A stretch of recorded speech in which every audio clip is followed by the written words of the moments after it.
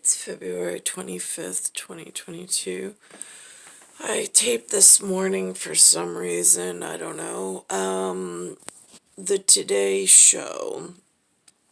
I watched CBS, but I was able to tape the Today Show, which I don't normally watch. I think it's on the Peacock Network, Channel 4, whatever. This particular segment, though, came after I was watching the same show, and this is like the oddity of my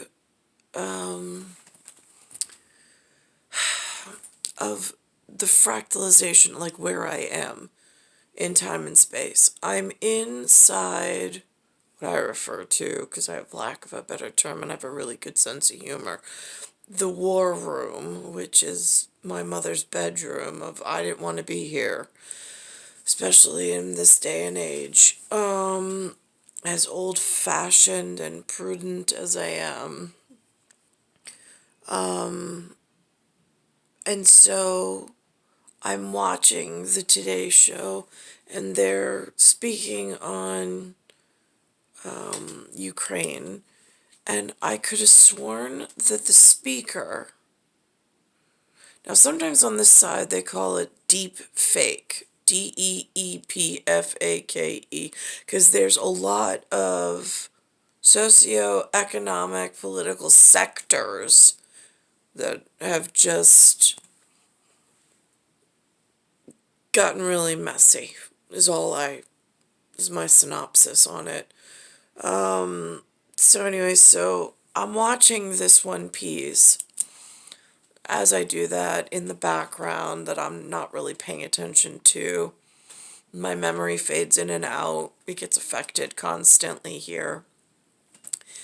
But I'm sitting in a wicker chair that creaks as the floors start to bend and move. Because seismically, even though my eyes don't like I'm able to see between the hind and the foresight, it stabilizes itself because I'm so used to it. But I can hear creaking in the walls, almost like settling in the walls. I know it has something to do with electricity, and something in the microwave range. It's nighttime, but it still exists. So anyway, so I'm watching the TV, and I'm in some unknown electric field because I can't see it, can't test for it, but I can feel it's wrong and it's off and it's not healthy. And the television show plays one way. I watch it to the end, and then I go to rewind it, and all of a sudden it like clicks in and out, like the whole frame shifted. So it's the same woman, except the piece I wanted to recapture, I make a video on the note of what she said, all of a sudden disappears. So I'm like, what is that all about? So on sequencing, whatever. Now what she mentioned was that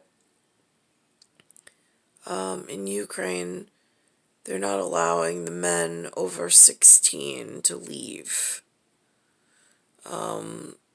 during this war, whatever, or whatever's going on, essentially. Which I thought to myself, I mean, we don't have word of wars being fought elsewhere. I mean, this one seems to be highlighted.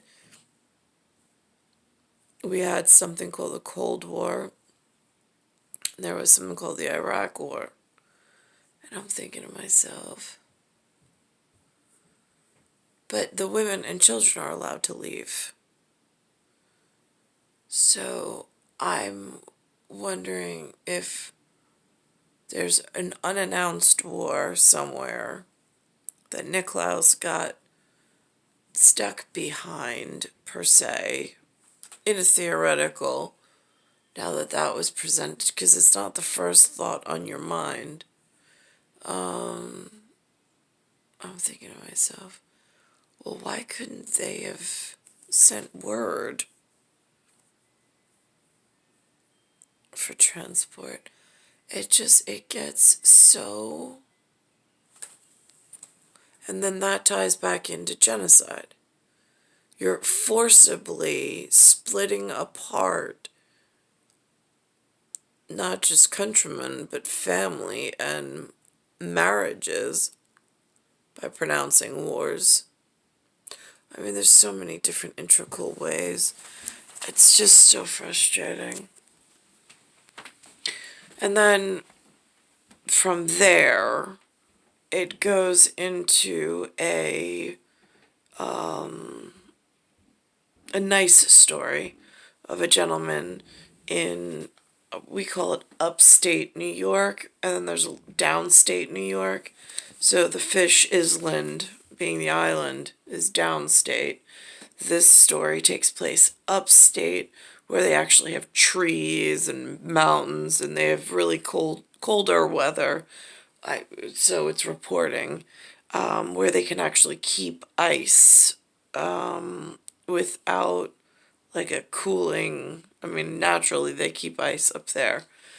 So they built an ice rink, which I thought, I'm watching this town and I'm just like, they're so fortunate to have one another and have some sense of unity in their community.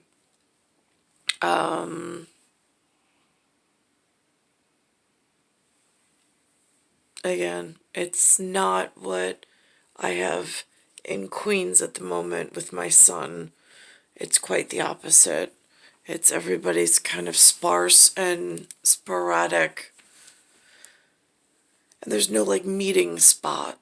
But they also said that some of the hockey players, at the end, he says the hockey players, they only had $5,000. Some of the hockey players came and donated their time to teach lessons and also donated equipment.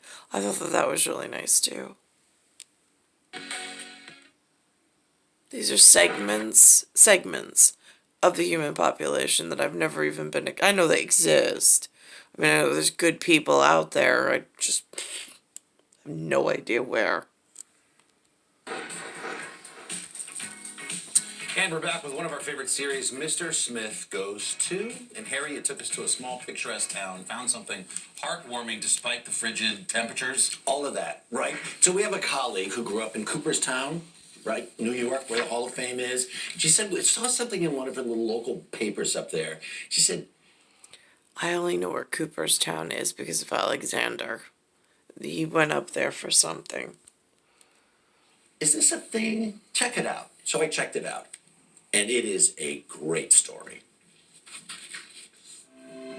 In these days when it feels like there's more going on that pulls us apart than that which draws us together, we present this contradiction, the brand new ice rink in Springfield, New York. I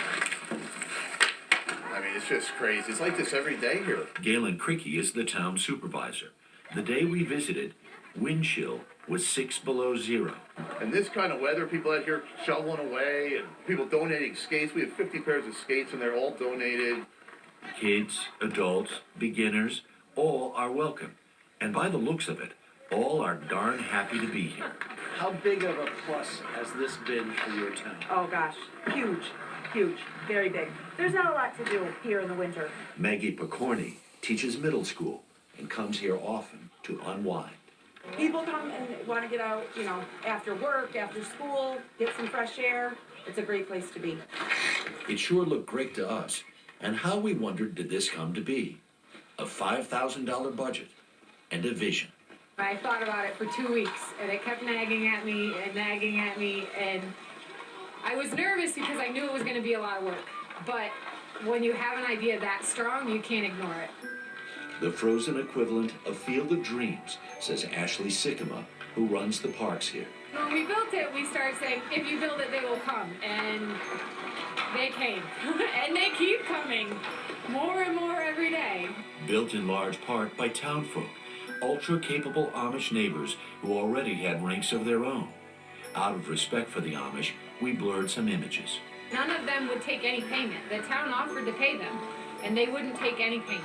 And Amishman, Wayne Stutzman, who led the effort, even came up with a backyard version of a Zamboni to keep the ice smooth. Normally, we're out here for at least 2. At least. I thought that was so awesome because it gets them out. They're staying physically active. But they also have that sense of community, which is really nice. But they don't have to have all of that extra. I mean, it's homemade. And they're still able to enjoy so much out of it. It's not corporate sponsored with fancy lights and machines of all kinds. I just find like in this day and age, it just feels like everybody takes everything to an extreme. It's so frustrating. Unbeknownst to them, there was an Olympic hockey player, someone who had played in the Olympics, who lived nearby and said, I'll come by a couple of afternoons a week and teach kids how to play hockey. And donated skates, donated this, donated everything, and people just show up every day. There's no big crazy schedule, there's no bureaucracy, there's just come. Just come. You know how to skate, you don't know how to skate, it doesn't matter. I love how it just belongs to everybody. It's just cool. And also, part of the idea, I think, from Ashley Sycamore, who was really the engine behind that, she's made some really good friends in the Amish community. They had their own rinks. And as she was talking to them, they said, yeah, we can help you with that. $5,000 budget, and all of a sudden you have this community coming together in amazing ways. And they refused payment. That's incredible. Right. The people came to build it. Talk about e pluribus unum, folks. Right? So little to give so much. Exactly right. This is a simple little tiny thing. It's not, we need to build a community center. The community's right there on the ice. They need the Rangers or Islanders to donate a Zamboni to them. Because it probably takes 2 weeks at that rate, the way they're doing it. Here's the other thing, though. One of the things that the town, Springfield, is famous for, 4th of July parade. The second oldest in the country. And come this summer, Katie bar the door, buddy. They are going to go all out. Right? Thank you, Harry. Always great, buddy. Thank you, Harry. Coming up next on... I thought that was a really great story. That I caught quite by accident. It's star 1978, star 8378, Nicole, Cattaruzza, Earth, Solar System, Milky Way, Universe, Galaxies, Broken. It's Bayside Station, Bayside, New York, 11361.